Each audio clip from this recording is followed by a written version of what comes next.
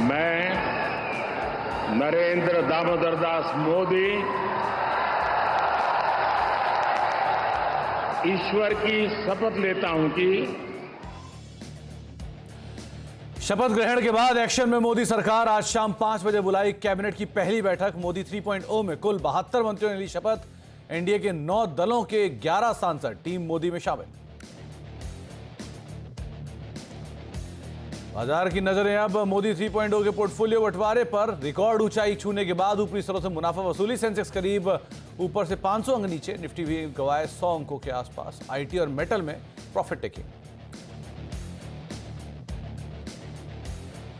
सरकारी कंपनियों का आज बाजार में जलवा। सीपीएससी इंडेक्स 1.5% ऊपर। सरकारी बैंकों और पीएसयू पावर कंपनियों में खरीदारी। पावर ग्रिड 4% ऊपर। Bank of Baroda, Canara bank, union bank, bank of India में 2 से 3% तक का उछाल। रियल्टी शेयरों में आज अच्छी खरीदारी। निफ्टी रियल्टी इंडेक्स करीब 2% ऊपर। सेंटेक, लोडा और प्रेस्टीज शोभा में अच्छी खरीदारी। ब्लॉक डील के बाद एम्फेसिस 4% नीचे। 15.27% इक्विटी में हुआ सौदा। प्रमोटर के हिस्सा बेचने की खबरें।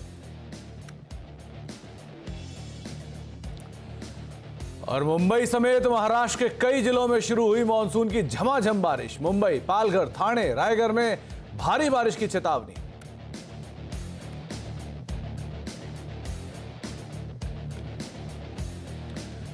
नमस्कार, ट्रेडर्स हॉटलाइन में आप सभी का स्वागत है। मैं हूं सुमित और हफ्ते का पहला कारोबारी सत्र भारतीय बाजारों ने, खासतौर से निफ्टी ने, अपने नए रिकॉर्ड स्तरों के साथ शुरुआत की और थोड़ी प्रॉफिट टेकिंग हायर लेवल से, लेकिन वापस बाजार रफ्तार के अंदर कामकाज करता हुआ 72 अंकों की बढ़त निफ्टी में देखने को मिल रही है। ना केवल निफ्टी, सेंसेक्स, निफ्टी बैंक सब में ही खरीदारी है। और जो ब्रॉडर बेस बाइंग है, सेंसेक्स हालांकि फ्लैट है, लेकिन निफ्टी बैंक करीब 1.14% ऊपर कामकाज कर रहा है। और बढ़िया जो बाइंग है वो mid cap small cap index में बनी हुई है। मिड कैप इंडेक्स करीब 1.14% ऊपर और स्मॉल कैप इंडेक्स 1.25% ऊपर कामकाज करता हुआ दिखाई पड़ेगा। तो ब्रॉडर मार्केट्स के अंदर ज़्यादा खरीदारी है कंपेरेटिवली फ्रंट लाइन इंडेक्स के। और एडवांसेस के फेवर में सो फार आपको दिखाई पड़ेगा एक स्ट्रांगली करीब 1800 शेयर तेजी में और 619 शेयर जो कि बिकवाली के साथ कामकाज कर रहे हैं। आपका भी कोई सवाल है तो आप इस कार्यक्रम का हिस्सा बन सकते हैं। सीधे आप हमें कॉल कर सकते हैं 7045220000। इस पर आप व्हाट्सएप कर सकते हैं, अपना सवाल पूछ सकते हैं। और साथ ही साथ आप आस्क आवाज कैश और आस्क आवाज एफएडओ ये हैशटैग का इस्तेमाल करके भी इस कार्यक्रम का हिस्सा बन सकते हैं और सवाल पूछ सकते हैं। आज बातचीत करने के लिए हमारे साथ सर्वेंद्र श्रीवास्तव मौजूद हैं। सर्वेंद्र जी नमस्कार, स्वागत है कार्यक्रम में। पहले तो मार्केट्स पे एक व्यू आपका मैं चाहूँगा कि बाजार में एक तरफा रफ्तार भी बनी हुई है, थोड़ा कॉशियस भी है, लेकिन पेस बहुत स्ट्रांग है। क्या करना चाहिए मार्केट्स में भी? बहुत बहुत नमस्कार सुमित जी, दर्शकों को भी हफ्ते की बहुत बहुत शुभकामनाएं। आई थिंक देखिए, गए हफ्ते में हमारे साथ चैलेंज हो गया कि गए हफ्ता पूरा सा चला गया इलेक्शन के चक्कर में कि हम ऑन एयर नहीं आ पाए।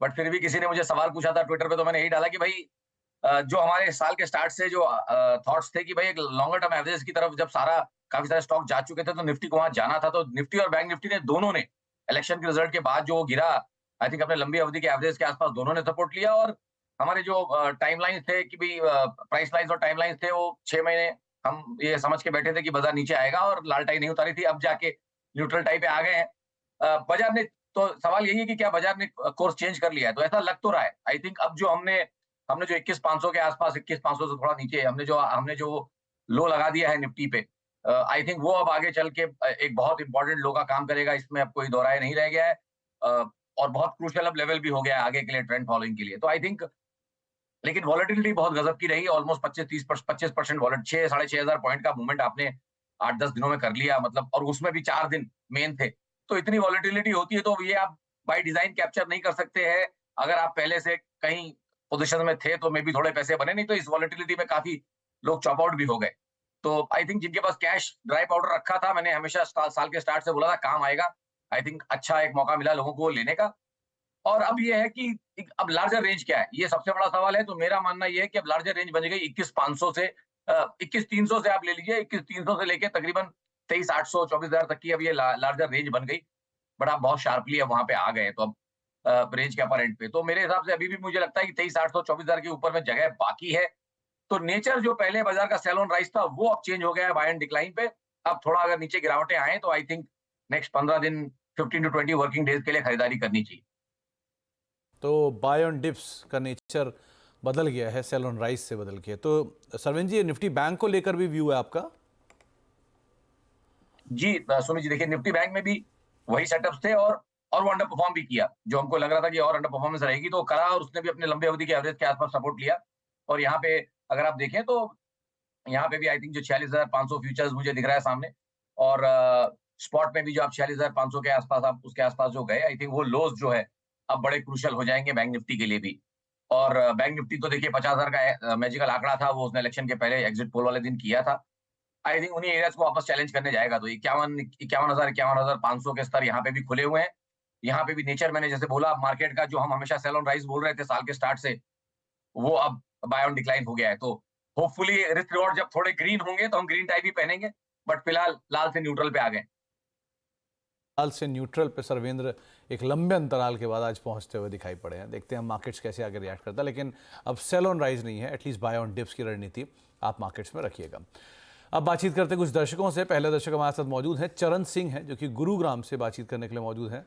सिंह साहब नमस्कार। नमस्कार सर जी। नमस्कार सिंह साहब, क्या सवाल है आपका? सर मेरे को 2 शेयर है, एक शीला फोम है, एक सिम्फनी है। ओके। और सिम्फनी ये खरीदारी कब की थी आपने दोनों में? ये अभी पिछले 5-6 महीने की खरीदारी है सब दोनों में। ओके। और नजरिया क्या रखते हैं आप इन दोनों में? सर नजरिए का कोई प्रॉब्लम नहीं है, 1-2 साल कोई प्रॉब्लम नहीं है। ओके। तो सर्वेंद्र, एक तरफ है सिम्फनी, 999 के दाम पर खरीदारी है इनकी, 1164 1165 का दाम है। और दूसरा नाम है शीला फोम। दोनों में ही वॉल्यूम थोड़े कम रहते हैं और आउट ऑफ साइट रहते हैं दोनों आमतौर पे। क्या करें इनमें? देखिए गर्मी के आसपास आते आते आई थिंक एक नाम तो ये, जैसे सिम्फनी, एक नाम तो आपको डेफिनेटली दिखने लगता है वहां पे। तो थॉट यही है कि भाई देखिए सेटअप्स अभी शॉर्ट टर्म, तो जैसे मैंने बोला अभी अभी चल रहे हैं, अभी पॉजिटिव चल रहे हैं शॉर्ट टर्म सेटअप्स यहाँ पे। तो मेरा थॉट यही रहेगा कि आप ट्रेड में बने रहें।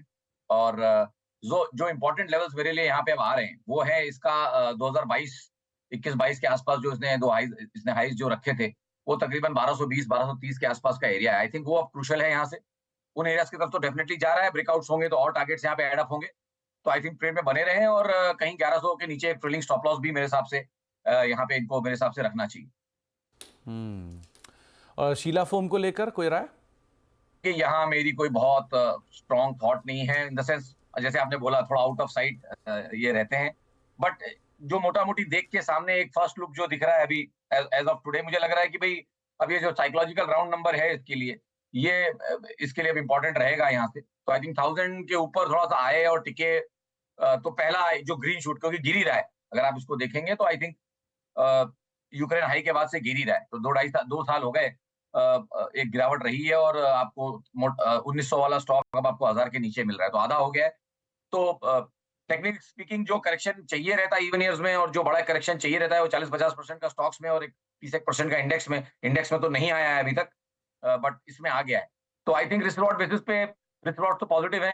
टाइम इनके पास लंबा है, अवधि इनके पास है, खड़े रह सकते हैं, तो मेरे हिसाब से बने रहे। तो बने रहने की राय दोनों के अंदर सो फार दी गई है, बाकी आप अकॉर्डिंगली रणनीति बना सकते हैं। अब लखनऊ चलते हैं, वहाँ पे किरण मिश्रा जी मौजूद है हमारे साथ बातचीत करने के लिए। किरण जी नमस्कार। नमस्कार। नमस्कार किरण जी, क्या सवाल है आपका? मेरा सवाल बंधन बैंक को लेकर के है। 100 शेयर्स हैं हमारे पास 228 के एवरेज प्राइस पे। ओके। तो इनमें जानना चाह रहे थे क्या करना चाहिए। और एक और शेयर है IDFC फर्स्ट बैंक का। ओके। तो दोनों में अवधि क्या रखेंगे आप? 85 रुपीज। अवधि क्या रखेंगे आप दोनों में? अवधि कोई मतलब जल्दी नहीं है, आराम से 1 साल तक रख सकते हैं। Okay okay. तो सर्वेंद्र, एक तरफ है बंधन बैंक, 228 के दाम पे खरीदारी है, 196 अभी मौजूदा स्तर है, एक लार्जली अंडर परफॉर्मर रहा है। और दूसरा IDFC फर्स्ट, क्या करें इन दोनों में? देखिए बंधन बैंक तो काफी क्वेरीज हमेशा आती रहती है, और मैं भी एक ही चीज ऑलमोस्ट अब बोल बोल के हम लोग बोर हो गए लास्ट 1.5 साल से, बट फिर भी वो टिका हुआ है। 180 के नीचे इसका मंथली क्लोज नहीं आया है डिसाइसिवली कोई भी 2019-20 के बाद से, मतलब 20 के बाद से अगर आप जाके देखेंगे तो बहुत ज्यादा कभी 180 के नीचे जाके टिका नहीं है। और इस बार भी जब गया तो तुरंत लास्ट 4 महीनों में जब जब 180 के नीचे गया है, मंथली में उसके ऊपर आके बंद हुआ है। तो ये एक अच्छा संकेत ये है कि भाई लॉन्ग टर्म अब जहर जो मैं पहले से बोलता आ रहा हूँ कि भाई 700 रुपए वाली चीज इतनी नीचे आ गई है, और तकरीबन 2018 का हाई है इसका। देखिए मिड कैप हाई जो लगा था सबसे पहले 2018 वाला, वहां से इसका टॉप है। तो अब ये 5 साल का करेक्शन, और जिसको हम बोलते हैं कि स्लो ग्राइंड, ये जहर यहाँ निकला हुआ है, ऐसा तो मेरा मानना अभी भी है। मैं भी खुद बोर हो गया हूँ इसको 180 बोल बोल के, बट बोरियत के बाद ही ट्रेंड निकलती है। ये सबसे जरूरी चीज है लोगों के लिए समझने के लिए। अगर स्टॉक अच्छा है और आपको बोर कर चुका है तो ट्रेंड जरूर इमर्ज होगा, चाहे ऊपर या नीचे। और बंधन के केस में मुझे लगता है ट्रेंड ऊपर इमर्ज होगा और अच्छे पैसे बन सकते हैं। तो अगर 12-18 महीने प्लस का होराइजन है तो आई थिंक ट्रेड में बने रहना चाहिए। अंडर परफॉर्मेंस कहीं ना कहीं इसकी रिवॉर्ड हो जाएगी अगर हालात सुधरे यहाँ पे। तो आपको राय दी गई है 180 अभी तो स्टॉप लॉस लीजिए आप और उसके साथ फॉलो करिए अपनी पोजीशंस को। लेट्स सी आगे कैसे यहाँ पे कामकाज होता हो दिखाई पड़ता है। अब मिर्जा हुसैन साहब से बातचीत कर लेते हैं जो कि बेंगलुरु से हमारे साथ मौजूद हैं। हुसैन साहब नमस्कार। Good morning sir. Morning Hussain साहब, क्या सवाल है आपका? ठीक है सर, आप सब ठीक हैं? आप बहुत बढ़िया हुसैन साहब, ध्यान रखिएगा बारिश बहुत है वहाँ पे। हाँ सर, बहुत अच्छा मौसम भी है। चलिए, क्या सवाल है आपका हुसैन साहब? सर मेरे पास पराग मिल्क है, मेरी बाइंग प्राइस है 184 के आसपास। ओके, उस क्वांटिटी है 1075 है। ठीक है, और मैं कितना ड्यूरेशन दे सकते हैं इसे आप? इसे अनदर 6 मंथ्स टू 1 ईयर तक। ओके, कोई चीज़ स्पेसिफिक जिसके लिए आपने इसको लिया है? सर मिल्क प्रोडक्ट है ये, fast moving necessity for every human being, और ये काफी नीचे आ गया था, इसके लिए मैंने ले लिया इसके लिए। Okay okay. और तो मेरे पास दूसरा एक सर नोवा अग्री करके, नोवा एग्रीटेक लिमिटेड। मैं पता नहीं, आई एम नॉट श्योर कि ये सरवेन जी ट्रैक करते होंगे, बट स्टिल मैं उनसे पूछ लेता हूँ। सरवेन सर, पहला नाम तो है पराग मिल्क का, करीब 1075 रुपये के दाम पे इन्होंने खरीदारी की है। 1075 शेयर 184 रुपये के दाम पे खरीदारी की है। 184 के आसपास ही चल रहा है अभी। यहाँ क्या करें? और दूसरा नोवा एग्री, अगर आप ट्रैक करते हैं तो क्या करना चाहिए उसमें? देखिए, पराग मिल्क में तो मैं इनको राय दूंगा कि भाई थोड़ा इसको टाइम अगर देंगे 12-18 महीने का, तो आई थिंक पैसे यहाँ पे अच्छे बन सकते हैं। जो आपका एक एक्सपेक्टेशन रहता है कि मेरे 20-25% रिटर्न्स बने साल के एवरेज, तो कि ताकि उस तरह की कंपाउंडिंग हो तो वो बहुत बेहतर रिटर्न रहते हैं। तो आई थिंक यहाँ पे डेफिनेटली वो चांस है कि इनके वो पैसे बने। तो आई थिंक 12-18 महीने का टाइम दें और होल्ड करके रखें और ट्रेड में यहाँ पे बने रहें। जैसे कि आपने बोला था कि थोड़े से लिक्विड शेयर्स हैं, थोड़ा वॉल्यूम्स कभी ज्यादा कभी कम, but I think Parag milk में यहाँ इनको बने रहने की राय है। दूसरा जो स्टॉक है इनका नोवा, वो भी जैसे मैंने बोला बहुत ज्यादा तो अंडर द रडार वाला स्टॉक है, बट इसको देख लेते हैं। और यहाँ जो समझ में आ रहा है कि भाई डेटा बहुत कम है, डेटा बहुत ज्यादा कम है, 24 से ही डेटा मुझे दिख रहा है, तो शायद ये बड़ा रिसेंट स्टॉक है। और एनएसई पे तो डेटा इसका यहीं से मुझे दिख रहा है, तो थॉट यही रहेगा कि इसमें बहुत ज्यादा मैं इनको हेल्प नहीं कर पाऊंगा डेटा की अभाव की वजह से। ओके, तो नोवा एग्री क्योंकि हाल की ही लिस्टिंग है तो इसलिए शायद इस पर डेटा नहीं है, लेकिन हाँ आप पराग मिल्क में ज़रूर बने रह सकते हैं। अब जयपुर चलते हैं, वहाँ पर मुकेश जी हमारे साथ मौजूद हैं बातचीत करने के लिए। मुकेश जी नमस्कार, क्या सवाल है आपका? हेलो नमस्कार sir, good morning. Mukesh ji, Mukesh ji सवाल पूछिए। एक्चुअली सर मेरे पास LIC के 200 शेयर हैं 800 की एवरेज पर।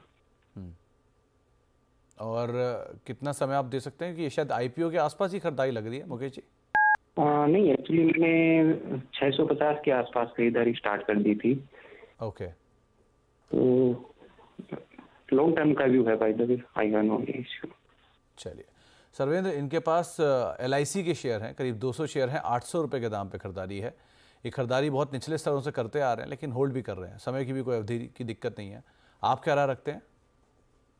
देखिए, सबसे दिग्गज नाम है देश का, और अब देखिए 2022 में लिस्ट हुआ, उसके बाद से तो 23-24 तक तो गिर ही रहा था। तो उसके बाद अब जो सेटअप्स बनने अब शुरू हुए हैं, तो जो ग्रीन शूट्स या नए जो सेटअप, बिल्कुल ब्रांड न्यू चार्ट्स हम जिनको बोलेंगे, जो नया एक प्राइस लेग शुरू हुआ है, वो मुझे लगता है कि 23 के मिडिल 23 के मध्य से चालू हुआ है। और लग तो रहा है कि वहां पे इसका बेस बन गया है, और मान के ही चलेंगे that is the lowest data point on the chart. तो अब उस डेटा पॉइंट के नीचे नहीं जाएगा, ऐसा मेरा मानना है। करेक्शंस रिट्रेसमेंट्स आते रहेंगे यहाँ पे, तो मुझे लगता है कि रेंज बन गई है, बहुत ज्यादा इनके भाव से नीचे नहीं जाएगा। 700-800 रुपए का इनका एवरेज दिख रहा है मुझे, बहुत ज्यादा उसके नीचे नहीं जाएगा। टाइम दें इसको, अब इस स्टोरी को पकने का टाइम दें और इसके सारे कलर्स आने का टाइम दें, तो आई थिंक पैसे बनेंगे, बने रहें। तो मुकेश जी आप बने रहिए, समय दीजिए इस स्टोरी को पूरा कुक होने के लिए। जैसे जैसे आप समय देंगे वैसे वैसे इसमें डेवलपमेंट्स होंगे, लेकिन एज ऑफ नाउ आपके लिए बने रहने की राय यहाँ पर दी जा रही है। लखनऊ ही चलते हैं, वहाँ पे RK गुप्ता साहब हमारे साथ मौजूद हैं। गुप्ता साहब नमस्कार। नमस्कार सर। नमस्कार गुप्ता साहब, क्या सवाल है आपका? क्वेश्चन, 2 क्वेश्चन है। एक जमुना ऑटो के बारे में है, 500 शेयर 130 रुपीज 40 पैसा के एवरेज में है। ओके। और दूसरा गैब्रियल लिया है 150 शेयर 367 रुपीज 30 पैसा। तो दोनों ऑटो एंसिलरी ही क्यों? बस मुझे लग रहा था इसका स्कोप अच्छा है, दोनों में मूवमेंट अच्छा रहता है, अच्छी कंपनी मुझे लगा। नहीं, कंपनियां दोनों बहुत अच्छी हैं, बहुत पुरानी भी हैं जी। क्या करना चाहिए सर्वेंद्र? एक तरफ जमुना ऑटो है, 130 रुपए के दाम पे खरीदारी है, 500 शेयर हैं, और दूसरी तरफ गैब्रियल भी है जो आज हरे निशान में कामकाज कर रहा है। क्या करें इन दोनों में? देखिए, ये सेक्टर जो है आउटशाइन कर रहा है। पहले अंडर परफॉर्मेंस रही थी यहाँ पे, बट अब ये निफ्टी को आउटशाइन कर रहा है और नए हाइज रख रहा है और काफी अच्छे सेटअप्स ऑटो इंडेक्स में दिख रहे हैं। तो आई थिंक दोनों में मेरी राय तो यही रहेगी कि ट्रेंड में बने रहे। दोनों थोड़े ओवरबॉट हैं, इसमें डाउट नहीं है, थोड़ा ट्रेंड में लेट आए हैं, बट दोनों ओवरबॉट हैं, बट यहाँ से चल सकते हैं। तो आई थिंक थोड़ा बने रहे यहाँ पे। और जैसे मैंने बोला अब यहाँ से कि 15 to 20 वर्किंग डेज तो दें और उसमें थोड़ी क्लैरिटी भी आ जाएगी, तो 1 महीने बाद दोबारा राय ले लें, बट फिलहाल दोनों में बने रहें। तो अभी तो दोनों बने रहने की राय आपको दी जा रही है गुप्ता साहब, और समय दीजिए और अकॉर्डिंगली यहाँ पे कॉल रखिएगा। लेकिन अभी के लिए आप दोनों ही पोजीशन से बने रह सकते हैं। वैसे भी ऑटो की follow up buying auto ancillary में दिख रही है, तो आप उसको भी कैरी फॉरवर्ड कर सकते हैं। अब चंडीगढ़ चलते हैं, वहाँ पे अभिषेक जी मौजूद है हमारे साथ। अभिषेक जी नमस्कार। अभिषेक आप सुन पा रहे हैं? हाँ जी सर, नमस्कार। नमस्कार अभिषेक जी, क्या सवाल है आपका? मेरा सवाल सर महिंद्रा हॉलीडेज को लेके थे। मैंने ये 223 के रेट पे 40 शेयर्स लिए हुए हैं। ओके। तो और दूसरा इंडिया बुल्स का था 150 के रेट्स में 150 शेयर्स हैं। इंडिया बुल्स हाउसिंग या real estate? Housing finance. Housing. तो दोनों में आप समय कितना दे सकते हैं? टाइम का कोई इशू नहीं है सर। ऑलरेडी महिंद्रा हॉलीडेज में अच्छा प्रॉफिट भी है आपको, और इंडिया बुल्स हाउसिंग भी आपकी खरीदारी से ऊपर है। तो क्या करना चाहिए सर्वेंद्र? एक तरफ है महिंद्रा हॉलीडेज, करीब 40 शेयर हैं, 223 रुपये के दाम पर खरीदारी है इनकी, प्रॉफिट है यहाँ पे अच्छा। And likewise India bulls housing, वो अपनी रेंज में रहता है, 180 ऊपर आके अटक जाता है आमतौर पे 180-200 रुपये पे। क्या करें इन दोनों में? देखिए, महिंद्रा हॉलीडेज में तो अच्छा मुनाफा भी है। आई थिंक ट्रेड में बने रहे, मेरे थॉट से थोड़ा बने रहे, ट्रेल कर लें स्टॉप लॉसेस को एग्रेसिवली और बने रहे मेरे हिसाब से यहाँ पे। और दूसरी राय जो इंडिया बुल्स पे है, आई थिंक यहाँ पे थॉट यही है कि देखिए बहुत ज्यादा लोग इसमें इन्वॉल्व रहे हैं और स्टॉक उतना परफॉर्म कर नहीं पाया है। सबको उम्मीद रही कि चलेगा, लेकिन जैसे आपने राइटली बोला 180 से बहुत ज्यादा ऊपर चल नहीं पाता है। तो मेरी भी राय यही रहेगी कि 180 200 का एक साइकोलॉजिकल आंकड़ा भी हो जाएगा, जिसके ऊपर थोड़ा मुश्किल है जाना। तो I think towards that range अगर चाहें तो थोड़ा मुनाफा भी बांधें 180 120 की रेंज में। तो 180 120 की रेंज में कहीं आए, तो 180 220 की रेंज में कहीं आए तो आप प्रॉफिट थोड़ा सा बुक कर लें इंडिया बुल्स हाउसिंग में। लेकिन महिंद्रा हॉलीडेज में आप बने रह सकते हैं। हमारे साथ परियल जी मौजूद हैं कोलकाता से बातचीत करने के लिए। परियल जी नमस्कार। हाँ जी नमस्कार। नमस्कार परियल जी, क्या सवाल है आपका? सर्वेंद्र जी को भी नमस्कार। मेरा सवाल ये है, हाँ जी, मेरा सवाल HDFC लाइफ पे है। मेरे पास 25 शेयर हैं 536 पे। करीब 3-4 महीनों से मैं उनको होल्ड कर रहा हूँ, और आगे 3 से 6 महीने में क्या व्यू है जरा बताएंगे, और 1 साल के लिए भी जरा व्यू बता देंगे। तो सरवेंद्र जी, HDFC लाइफ वैसे तो ये मतलब परियल जी को मुनाफा दे रहा है, लेकिन एक लार्जली अंडर परफॉर्मर है। IPO से लेके अब तक बहुत बड़ी को इसने परफॉर्मेंस दी नहीं है। तो अभी क्या करें ये, क्योंकि इनकी खरीदारी का दाम अच्छा है, ये क्या कर सकते हैं? देखिए, ट्रेड को टाइम देंगे तो बहुत बढ़िया यहाँ पे चलना चाहिए। ये भी स्टॉक है, अच्छे से पचा लिया है इसने। दो सेटअप्स इसके बन चुके हैं 2019 के लोस के बाद से, और 21 के बाद से नया हाई नहीं बना पाया है। तो मैं हमेशा बोलता हूँ कि अंडर परफॉर्मेंस बाद में रिवॉर्ड हो जाती है। कारण उसका यही है कि अब बाकी जगहों पे जहां पैसे डल चुके हैं वहां ज्यादा कुछ लेने के लिए जगह बच नहीं रही है। बहुत अच्छे नामों में काफी स्टॉक बहुत चल चुके हैं, या तो अब उतना स्टॉक फ्री फ्लोट बचा नहीं है। तो फिर अच्छे नामों में जो बचे हैं वही, उनमें फिर वो पुल अप इफेक्ट आता है। तो ये अंडर परफॉर्मेंस यहाँ पे रिवॉर्ड हो जाएगी मुझे लगता है। अगर बाजार चला तो ये सब नाम चलेंगे, क्योंकि अंडर परफॉर्मेंस ढूंढ के बाई की जाएगी, क्योंकि टॉप बास्केट में बहुत ज्यादा आइडियाज बचे नहीं। तो बने रहे हैं आई थिंक। और मुझे तो लगता है 750 वाला हाई इसका जो है वो निकलेगा, और 12-18 महीने में ही निकलेगा। तो ट्रेंड में बने रहे। तो बने रहने की राय परियल साहब आपको दी जा रही है। थोड़ा समय लगेगा, लेकिन ज़रूर यहाँ पर रिटर्न आने चाहिए, तो आप बने रहिए, ज़्यादा बेटर है। कुछ सवाल सोशल मीडिया के जरिए भी ले लेते हैं। इसमें अभिषेक अग्रवाल साहब का सवाल आया है सर्वेंद्र आपके लिए। प्रेस्टीज एस्टेट के शेयर इनके पास 1486 रुपये के दाम पे खरीदारी है, 3 महीने का इनका नज़रिया है, और आज वैसे भी रियल एस्टेट बहुत स्ट्रांगली बाइंग में है। क्या करना चाहिए ना? देखिए दो राय है। पहली तो ये राय है कि देखिए रियल एस्टेट फिलहाल कंसेंसस सेटअप है, तो यहाँ पे अलर्ट रहना बहुत जरूरी है, क्योंकि जो सरप्राइजेस आते हैं, नेगेटिव सरप्राइजेस आते हैं, वो कंसेंसस स्टॉक्स में से ही ज्यादा निकल के उभर के आते हैं। तो इसलिए थोड़ा अलर्ट रहें। और स्टॉक तो परफॉर्म कर रहा है, बाजार के नए हाईज के साथ खुद भी नया हाई मार रहा है, तो ऐसे केसेस में मैंने हमेशा बोला है बेस्ट स्ट्रेटेजी ट्रेलिंग स्टॉप्स की रहती है। आप यहाँ पे ट्रेल करके चलेंगे, और जो एक शानदार वॉलेटिलिटी हमने जो देखी लास्ट 8 दिनों में, उसके कहीं एक एवरेज उसके वीवैप के आसपास आप एक स्टॉक आपको लेके चलना पड़ेगा, क्योंकि स्टॉक थोड़ा सा हाई बीटा है, तो वो लेवल थोड़ा नीचे आ रहा है 1600 के नीचे। मुझे लगता है अगर ट्रेलिंग स्टॉप लॉस लगा के चलेंगे तो ट्रेड में बने रहें। तुषार साहब पूछ रहे हैं, इनके पास यूनाइटेड स्पिरिट्स की 1300 की कॉल है, जो कि 50 रुपए के दाम पे उन्होंने खरीदारी की है। 2 लॉट हैं, ये 60 रुपए के टारगेट इस कॉल के अंदर देख रहे हैं। यूनाइटेड स्पिरिट्स आप कैसे देख रहे हैं? देखिए यूनाइटेड स्पिरिट्स में अब कॉल लेके बैठे हैं, इसलिए थॉट यही रहता है कि जब कॉल ले लेते हैं आप, तो उस समय थोड़ा ये रहता है कि टाइम पे किसी का कंट्रोल नहीं है।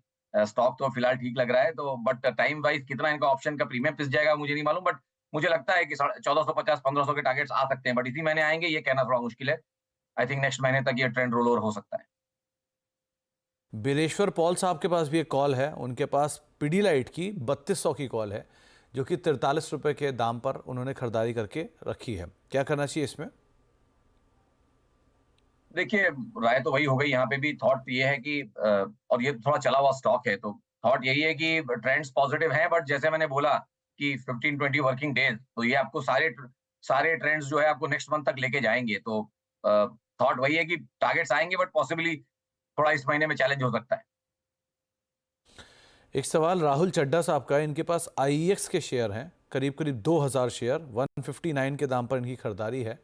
ये 3 महीने का यानी कि 90 दिन का नजरिया पूछ रहे हैं आपका। देखिए किसी कारण से मैं माफी चाहूंगा, ये स्टॉक पे तो मैं राय नहीं दे पाऊंगा, तो माफी। ओके। कविता जी का एक सवाल है, इनके पास बीएल कश्यप के शेयर हैं, 350 शेयर हैं, 78 रुपए के दाम पर खरीदारी है। इन्हें क्या करना चाहिए? देखिए यहाँ मुझे एकदम से मैं चार्ट ड्रॉ नहीं कर पा रहा हूँ। ओके। इसके अलावा एक सवाल आया है सिद्धाराम जी का, इनके पास नौकरी यानी इन्फो एज की 6300 की कॉल है, 206 रुपए के दाम पर। ये क्या कर सकते हैं? देखिए यहाँ पे भी बात यही रहेगी, वैसे तो स्टॉक मोमेंटम में भी है, बट ब्रेकआउट हो जाए आई थिंक 6400-6500 का, तो मोमेंटम और यहाँ पे डेफिनेटली इनको लेने के लिए मिल सकता है यहाँ पे। बट ये सारे टारगेट मुझे, जैसे मैंने बोला, जब हम 20 दिन की बात कर रहे हैं, तो ये 10-12 सेकेंड वीक ऑफ जुलाई तक अच्छे टारगेट्स सब जगहों पे आ सकते हैं। तो कोशिश करें कि स्ट्रैटेजी को उस तरह से लेके चलें कि थोड़ा नेक्स्ट मंथ तक का भी इनको एज मिले वहां। तो उस तरह की अगर स्ट्रैटेजी बना सकते हैं तो बनाएं, और फिलहाल ट्रेड में बने रहें। तो आपको एक राय दी गई है कि आप ट्रेड के अंदर बने रह सकते हैं। इसके अलावा एक सवाल आया है बेक्टर फूड को लेकर, दीक्षित साहब पूछ रहे हैं कि 288 रुपए के दाम पर इनकी खरीदारी है, और ये 5 साल से ज़्यादा इसको समय दे सकते हैं। मेरे ख्याल से बहुत पुरानी खरीदारी है इनकी, लेकिन 288 तो फिर भी शायद चैलेंज है। लेकिन फिर भी आप क्या राय रखते हैं मिसेस बेक्टर फूड को लेकर? नहीं, बहुत तो डीप इन द मनी है, और देखिए थॉट यहाँ पे भी यही है कि बाजार के हाईज के साथ स्टॉक भी नया हाई लगा रहा है। खाली जैसे मैंने बोला, चैलेंज उतना ही है कि कभी 2 लाख शेयर, कभी 50,000 शेयर, ऐसा ट्रेडिंग कोई बहुत कंसिस्टेंट नहीं है। तो ट्रेडिंग फेवरेट नहीं है, इसलिए इसमें वो कंसिस्टेंट वॉल्यूम्स नहीं है। जब डिलीवरी प्लेस आते हैं तभी उसी दिन वॉल्यूम्स कम या ज्यादा होते हैं। ऐसे केसेस में थोड़ा हाई बीटा रह जाता है, तो मेरे ख्याल में ट्रेलिंग स्टॉप लॉस का इस्तेमाल करें। यहाँ पे थोड़ा डीप लगाना पड़ेगा 1200 के नीचे, बट अगर उतना ये कंफर्टेबल है तो आई थिंक 1180 के आसपास एक डेली क्लोजिंग स्टॉप लॉस लगा के ट्रेड में 1 महीना और बने रहें। 1 महीने के बाद जैसे मैंने बोला, चाहे तो दोबारा राय लें। सेकेंड वीक ऑफ जुलाई यहाँ पे हमको एक बार सब जगह राय लेनी चाहिए।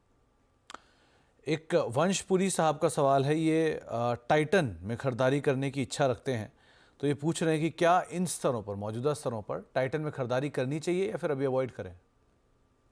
देखिए टाइटन तो मेरे हिसाब से अवॉइड है। कारण मैं बता देता हूँ कि हाईज के जो ऑल टाइम हाईज आप देखेंगे वो तकरीबन ऑलमोस्ट 4000 तो नहीं, बट 3800 के आसपास आपको इसके वहाँ लेवल्स दिखेंगे। तो थॉट यही है कि भाई अब इस बाजार में अभी तक पहुंचा नहीं है कहीं, और मेरा थॉट यही है कि पुल बैक्स ही रहेंगे यहाँ पे एक टॉप ऑलरेडी लग चुका है 3886 पे। वो टॉप मुझे नहीं लगता कि नेक्स्ट 40 दिन में चैलेंज होगा। तो तो टेक्निकली ये अंडर परफॉर्म कर जाएगा। कहने का मतलब ये है, तो यहाँ अवॉइड करें। ओके। एस.के. वाजपेयी साहब के पास टाटा पावर के 200 शेयर हैं 204 रुपए के दाम पर। ये बने रहें या एग्जिट कर जाएं?